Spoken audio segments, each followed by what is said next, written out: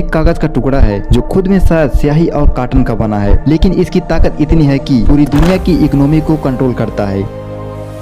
ये है US dollar. तेल की कीमतें बदलनी हो या इंटरनेशनल ट्रेड करना हो या फिर किसी देश की करेंसी को स्टेबिलिटी देनी हो, हर रास्ता कहीं न कहीं डॉलर से होकर गुजरता है। क्योंकि आज दुनिया में होने वाला ज्यादातर बड़ा ट्रेड जैसे कि oil, gold, electronic, raw material सब डॉलर में होता है। लेकिन सवाल है, आखिर क्यों हर देश अपनी तिजोरी में डॉलर को जमा करना चाहता है और कैसे एक देश की करेंसी पूरी दुनिया का फाइनेंशियल किंग बनी है।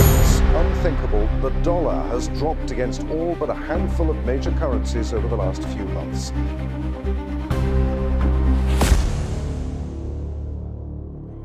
इस सवाल का जवाब ढूंढने के लिए हमें साल 1944 में जाना होगा, जब दुनिया दूसरे वर्ल्ड वार की आग में जल रही थी। यूरोप के बड़े बड़े शहर खंडहर में बदल चुके थे, फैक्ट्रियां तबाह थीं, सड़कें टूट चुकी थीं और कई देशों की इकोनॉमी कर्ज के बोझ के तले दब चुकी थी।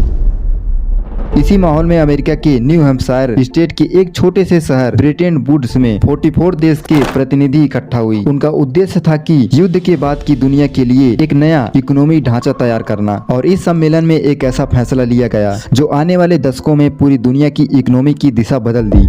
उस समय दुनिया की लगभग 80% गोल्ड रिजर्व सिर्फ अमेरिका के पास थे और उसकी फैक्ट्रियां युद्ध से सुरक्षित थी। अमेरिका के इंडस्ट्री तेजी से बढ़ रहे थे और उसकी इकोनॉमी बाकी देशों की तुलना में कहीं अधिक मजबूत थी। तो इन्हीं वजहों से ब्रेटन वुड्स समझौते के तहत तय किया गया कि अमेरिकी डॉलर को सोने से जोड़ा जाएगा। मतलब दुनिया की करेंसी सीधे सोने से नहीं बल्कि डॉलर से जुड़ेगी और डॉलर की कीमत सोने से तय होगी, यानी $35 एक ओज सोना होगा। तो अब डॉलर सिर्फ कागज नहीं रहा, उसके पीछे सोने की गारंटी थी। इसी सिस्टम ने डॉलर को दुनिया की नई रिजर्व करेंसी बना दिया। US dollar is the widely accepted, really the only serious candidate for the world's principal reserve currency. Could the US dollar be toppled as the world reserve currency? The US dollar has been the world's reserve currency. अब सिर्फ international trade ही नहीं बल्कि दुनिया के देशों का कर्ज, central bank के फॉरेन एक्सचेंज रिजर्व और ग्लोबल लेन देन का बड़ा हिस्सा अमेरिकी डॉलर पर निर्भर होने लगा। हर नया सौदा, बड़ा भुगतान और लगभग हर इंटरनेशनल इकोनॉमी फैसला कहीं न कहीं डॉलर से होकर गुजरता था। और ऐसा लग रहा था कि मानो पूरी दुनिया की इकोनॉमी का कमान एक ही करेंसी के हाथों में आ चुकी है। लेकिन इस चमक के पीछे एक ऐसा संकट जन्म ले चुका था जो आने वाले समय में पूरी ग्लोबल फाइनेंशियल सिस्टम को हिला देने वाला था। साल 1960 के दशक के अंत तक अमेरिका पर इकोनॉमिक प्रेशर तेजी से बढ़ने लगा, क्योंकि वियतनाम वार पर लगभग अरबों डॉलर खर्च हो रहे थे। सरकारी खर्च रिकॉर्ड स्तर पार कर चुके थे और अमेरिका सरकार जरूरत से ज्यादा डॉलर छापकर दुनिया में भेज रही थी। नतीजा यह हुआ कि दुनिया में घूम रहे डॉलर अमेरिका के गोल्ड रिजर्व से कहीं ज्यादा हो गया। फिर क्या, अब दूसरे देशों ने अपने डॉलर के बदले सोना मांगना शुरू कर दिया। और फिर आता है साल 1971, जब राष्ट्रपति रिचर्ड मिलहाउस निक्सन ने अचानक अनाउंसमेंट की अमेरिका अब डॉलर के बदले सोना नहीं देगा, और इसी को निक्सन शॉक कहा गया। दुनिया को लग रहा था कि अब डॉलर का साम्राज्य खत्म होने वाला है, लेकिन हुआ बिल्कुल उल्टा, क्योंकि अमेरिका के पास अभी एक और चाल बाकी थी। और अमेरिका ने ऐसी चाल चली जिसने डॉलर को पहले से कहीं ज्यादा ताकतवर बना दिया, और इसी चाल का नाम था पेट्रो डॉलर। 1970 के दशक में जब डॉलर का भविष्य सवालों के घेरे में था, तब अमेरिका ने सऊदी अरब के साथ एक ऐतिहासिक रणनीति समझौता किया। समझौते की शर्तें साफ थी। सऊदी अरब अपने तेल व्यापार में अमेरिकी डॉलर को प्रायोरिटी देगा और बदले में अमेरिका देगा ultra modern weapon, strong military security और इंटरनेशनल पॉलिटिकल सपोर्ट देगा। उस समय यह समझौता दोनों देशों के हित में था, इसलिए सऊदी अरब ने इस प्रस्ताव को स्वीकार कर लिया। और फिर धीरे धीरे OPEC के दूसरे तेल उत्पादक देशों ने भी इस मॉडल को अपनाना शुरू कर दिया। अब अगर किसी देश को तेल चाहिए था तो पहले उसे अमेरिकी डॉलर हासिल करने पड़ते थे। यहीं से जन्म हुआ पेट्रो डॉलर सिस्टम का, और देखते ही देखते एक बार फिर डॉलर पूरी दुनिया की नसों में दौड़ने लगा। अब दुनिया का सबसे बड़ा संसाधन तेल और दुनिया की सबसे ताकतवर करेंसी डॉलर एक दूसरे की ताकत बन चुके थे।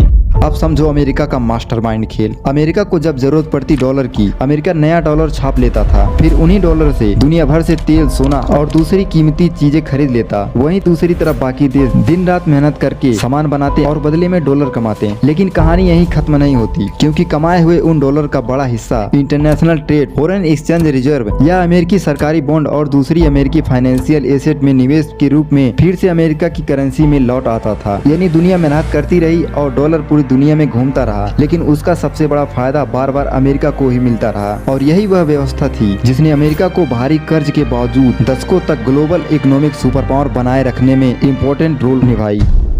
लेकिन क्या सिर्फ डॉलर ही अमेरिका की ताकत का राज था? नहीं, उसके हाथ में एक और ऐसा हथियार था जो बिना एक भी गोली चलाए किसी भी देश की अर्थव्यवस्था को झुका सकता था। उस हथियार का नाम था स्विफ्ट सिस्टम।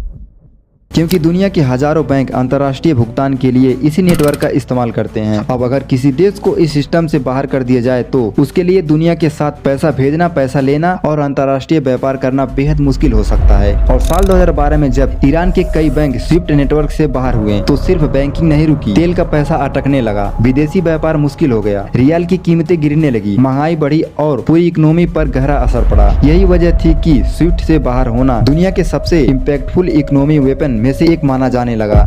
और ऐसा रूस के साथ भी हुआ। जब फरवरी 2022 में रूस ने यूक्रेन पर फुल स्केल अटैक शुरू किया तो कुछ ही दिनों के भीतर पश्चिम देशों ने रूस के कई मेजर बैंक को स्विफ्ट नेटवर्क से बाहर कर दिया गया और अचानक रूस के लिए दुनिया के साथ भुगतान करना पहले से कहीं अधिक डिफिकल्ट और कॉस्टली हो गया। ऑयल और गैस के पेमेंट, इंपोर्ट और एक्सपोर्ट और कई इंटरनेशनल बिजनेस डील अफेक्टेड होने लगे। हालांकि रूस ने बाद में अपने SPFS नेटवर्क और चीन के CIPS सिस्टम और लोकल करेंसी में बिजनेस जैसे वैकल्पिक रास्ते अपनाए। अब इस चीज से तो साफ हो चुका था कि आज की दुनिया में किसी देश को कमजोर करने के लिए हमेशा मिसाइल की जरूरत नहीं पड़ती। कभी कभी सिर्फ एक फाइनेंशियल नेटवर्क से दूरी भी पूरी इकोनॉमी पर गहरा दबाव डाल सकती है।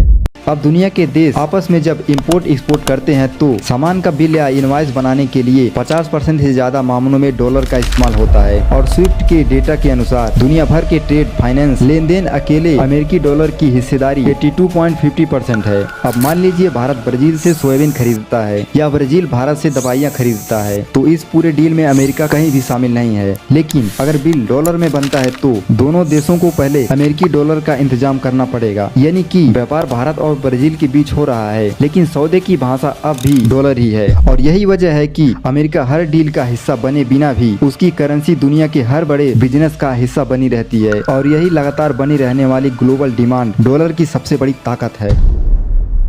अब इससे अमेरिका को कई तरह का एडवांटेज मिलता है। दुनिया को लगातार अमेरिकी डॉलर की जरूरत पड़ती है तो उसकी कीमतें अपने आप मजबूत रहती है, जिसकी वजह से दुनिया भर के इन्वेस्टर और सेंट्रल बैंक अरबों डॉलर अमेरिकी सरकारी बॉन्ड में निवेश करते हैं। इससे अमेरिकी सरकार लो इंटरेस्ट रेट पर कर्ज ले सकती है और जब जरूरत पड़ती है अमेरिका अपनी ही करेंसी को उधार ले सकता है। यानी डॉलर सिर्फ एक करेंसी नहीं है, यह अमेरिका की इकोनॉमिक पावर है, उसकी ग्लोबल क्रेडिबिलिटी और उसके इंटरनेशनल इम्पैक्ट की सबसे बड़ी नींव है। यानी कि डॉलर ने अमेरिका को इकोनॉमिक पावर दी और स्विफ्ट ने उस ताकत को लागू करने का एक शक्तिशाली माध्यम।